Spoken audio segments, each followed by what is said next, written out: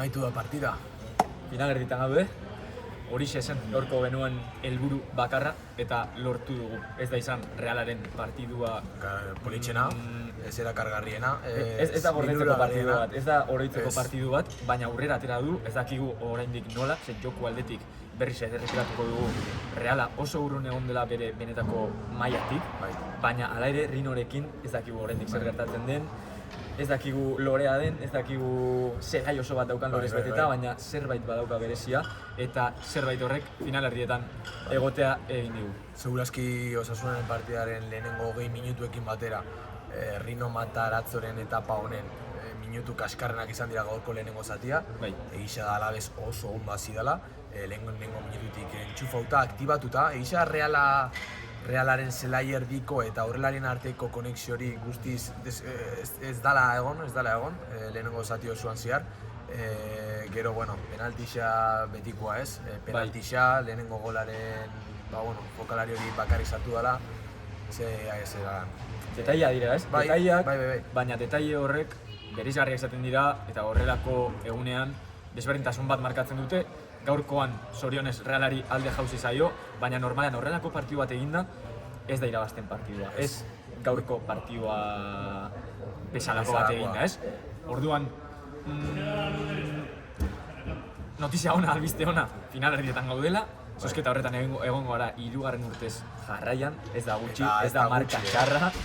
Realaren inguruan oso ondo hitz egiten du. Egisa da, badirudi gara Realaren hutsegite gehienak goleko balioa dutela, ze iristen dira bi aldiz, eta bisak Realaren hutsegite baten ondorioz, eta denetan golan amaitzen du. Negozio pixkat borobiltzeko edo zentzu pixkat eskemaren aldetik bilatzeko, 11koan ikusi Sergio Gómez aurreko linean jokatu dela, bai eskerretik, bai eskubitik, bi aldietan ikusi dugu gaurkoan. Gero ikusi dugu ere nola Matarazzoren Real hau kamaleonikoa den era baten, ez? Bai. Sergio Gómez hasieran eskuminetik hasi da, gero ikusi dugu defentsako uneetan atzean sartu zela eta bosteko lerro bat osatzen zuela Realak, gero momentu batzuetan Guedesekin aldatu da eta eskerretik aritu da. Orduan, 11koa begiratzen badu, gaur pixka bat zerbait desberdina egin du Matarazzok, baina aldatze hori edo mugikortasun hori jokalarien artean bai egon da. Batez ikusita aurrian, ze izin aurkari izan dugun gaur ez, bi aurrelariekin, biak airez oso ondo dabiltzatenak, eta gisa zan da, bosteko linea hori defentzan ikustu oso interesgarria izan dela, naiz eta momentu horretan, ondo ibiltzearen momentu horretan, ondo ez ibili. Claro, zuk esaten duzunaren arira, logikoa iruditu zaigu Realak planteatzen zuena partiduan, baina ez zaio ondo atera. Realari ez zaio ondo atera lehenengo zatian, bi gol enkajatu ditu, atzetik joan delako deskantzuan, atsedenaldian, eta atsedenaldian ez zelako ikusten eroso edo behintzat partidaren protagonista. Hori da. Ez zegoen arrazoirik pentsatzeko Realak partiduari buelta emango ziola, ez? Azkenean, lehenengo zatia kaskarra izan da benetan. Eta azkenean, ez da errudun bat, bi edo hiru aurkitzea gaitxik, baina badaude pare bat hiru jokalari gaurkoan ez dutenak maila eman. Txaletatzaren kontua, ikusita aurreko partidak eta gaurkoa ere argi ikusi da hirugarren zentral bezala arituko dela, ez? Gaur marketan galduta, guztiz baloiakin zeharo galduta, nik uste hor, batez ere bigarren zatixan baloia hartzeko, lasei mantentzeko, eta joku alde batetik bestera mugitzeko aukerak izan dituela, eta ez dakit urduri, ez dakit ziur gabe, baina... Ez dugu nahi injustuak izan ere, gaur jokalari bakar batean zentratzea ez da justua, kolektiboki Reala ez da aurkitu, Realak ez ditu aurkitu moduak aurrera egiteko, gero egia esan behar da, Alavesek lehenengo gola sartu duenean, taldeak aurrera pauso bat eman duela eta gola sartu duela, eta gero bigarren zatian 3 minutuetan 2 gol sartu dituela. Orduan, orain arte Matarazzorekin ikusi ditugun gauzak ere ikusi dira gaurkoan eta oso interesgarriak dira eta etorkizunerako baliagarriak, baina hala ere kezkatzeko beste arrazoi batzuk daude.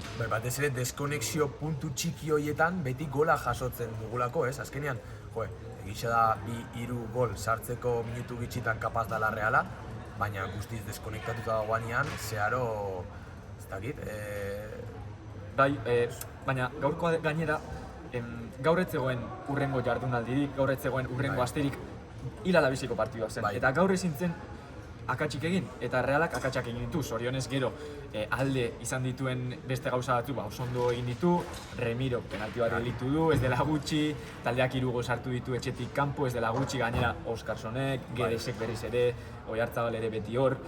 Hau da, gauza onak egin ditu, baina beste batzuk zuzendu behar ditu, ze egunen baten Mataratzoren sortea, esango dugu, amaituko da, eta espero dugu ez izatea hilala biziko partidu baten.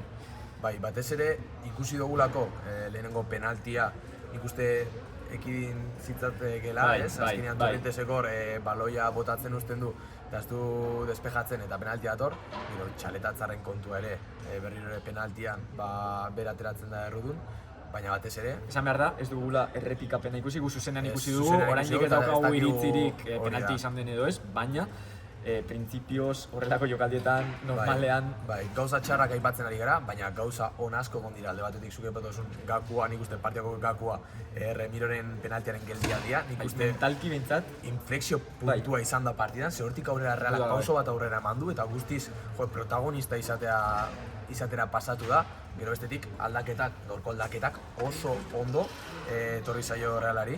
Alde batetik Sutsic, Odriozola, Dani Díazek debutatu du Kopako final laurden batzuetan, ez du debutatu Realarekin, baizik eta Kopako lehiaketan, eta oso aldaketa arriskutsua zen, ze Rino bazekien zenolako jokalaria den, jokalari gaztea dela, ez daukala esperientziarik, presioa zeukala, eta oso ondo atera zaio.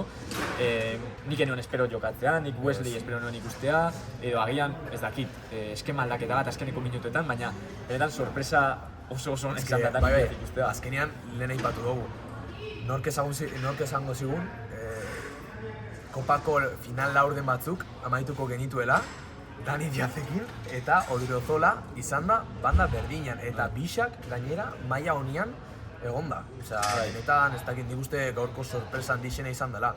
Mataratzok jokalari asko errekuperatzen ari da, eta nik uste bere sortearen parte handi bat hemendik datorla. Bai, eta gaurko beste albiste on bat, orain arte ikusi duguna azkeneko partiduetan ere, Realaren azkeneko minutuen kudeaketa oso nahi izan dela. Ze, Alavesek partidu osoan zehar min handia egin dio Realari oso gutxirekin, gero azkeneko minutuetan Lucas Boye sartu da, hau da, dinamita zeukan aurrean Alavesek, eta asko gustatu zen nola kudeatu dituen azkeneko minutu horiek. Egia esan, Zubeldia sartu dela, eta hor pare bat zalantza egon direla, pare bat jokaldietan, guk esan dugula, ostra, zalantza hauek, minutu hauetan ezin dira egon. Baina ala ere, nik uste dut orokorrean nota ona emango niola kudeaketa horri, Eta, bakizu noren eskutik etorren kudeaketa on hori ez, betikoaren eskutik, Mikel Oiartzabalen eskutik, azkenean, motelago egon ala ez, abilago egon ala ez, entxufatuago egon ala ez, Mikel Oiartzabal beti izan behar duzu zelaian, azkenean partida hauetan, esperientzia handiko jokalari bat da, eta ikusi dugu, korner baten ostian, kontraerasora atera dela Alavés, eta kolpe bat jaso ostian buruan, lurrian geratu da, eta arbitroak jokoa gelditu. Egia da, joko zikina kontsidera daitekela, bai, eta ez, azkenean txakurzara da, eta partia hauetan horrek balio du. Horrelako testuinguruetan jokatzeko ezinbesteko jokalaria da. Ikusi zen San Mamesen Oiartzabaletan esatera zirenean ja taldeak pauso bat atzera eman zuela eta normala da, baina adibidez gaurko partiduan ezin ziteken aldatu Mikel, eta ez du egin horrela Rinok. Horda nik pixka bat ondori orokor batzuk ateratzeko oso posi gaudela, ze taldea Kopako final erdietan dago, eta ez da gutxi, Kriston marka da 3 urtez garraian horregotea. Kartuja 2 partidetara dugu, momentuetan. Realak gainera dinamita handia daukala aurrean erakutsi du, eta hori ez da kasualitatea izan. Azkeneko partiduetan horrela izan da, eta nik esango nuke gauza asko daudela hobetzeko, taldeak badakiela eta entrenateia ere kontziente dela horrekin, eta hemendik aurrera honek behintzat motivazio puntu bat ematen digu, gogora dezagun ostiralean dela zozketa eta atorren astean urrengo rondako partida. Ja, jakingo dugu eta gainera urrengo astean ja beste partidua daukagu. Orduan nik uste dut motivazio puntu hau etxetik kanpo irabaztearena zelai zeil batean seguratu behar dugu noiz izan zen Realaren azkengo garaipena hemen. Bai. Eta nola, ez? Etxean oso ondo lehiatzen da Alavés, oso ondo egiten du lana. Defentsan oso eta gogorra da. gaur ikusi dugu, zorionez, Guedesek kriston gola sartu du, Oskarsonek porteroarekin bakarrik geratu da eta Baina sartu egin du, beste aurreko partiatan kanpora atera du edo behintzat porteruak geldik eta egin du, ez? Bueno, Reala azkenengo partietan ez dakit, zenbat partida daraman Realak, 2 gol sartuz, gitxienez, asko dira, nik uste gol kopurua asko handitu dela. Bai, Sama esan ez zuen sartu, baina aurretik, gol kopurua handitu dela hori argi eta garbi dago, baina batez ere arriskua sortzeko almen hori, ez? Bai. Orduan, ondorio gisa, nik esango nuke, finaletan gaudela, analisiak etorriko diela aurrerago. Aurrera pausua ematea da garrantzitsua, ez? Rondaz pasatzea, azkenean, futbola da, estadistikek ez dute guztiz borobiltzen zer gertatzen da partida batean, baizik eta golak, eta gaurkoan Realak, Alavesek baino gol gehiago sartu ditu. Momentu honetan, bai Atletikek irabazi du, atzo Barçak irabazi zuan, Bixar, Betisek eta Atletico Madridek ikusiko dute elkar, nor baino nor, favoritoren bat akasuzuk? Nik partida bikoitzera nik ez daukat. Nik tokatzen dena tokatu da, partiduak oso desberdina dira beraien artean, ez da berdina. Atletico Madrid bat tokatu, Barça bat tokatu, edo zen, ez da berdina, desberdina da planteamendua, desberdina da Rinok ikusten duena, eta orduan aurreratera beharko dugu, ez? Bueno, Barça ekiditea lortzen baldin badugu, nik uste lehenengo ronda hori irabazita daukagula, ez? Zozketan pasatzia. Ikusiko dugu. Eta guztiz ere gure partetik beste esperientzia polit bat izan da, Bernabeun gertatu zen bezala.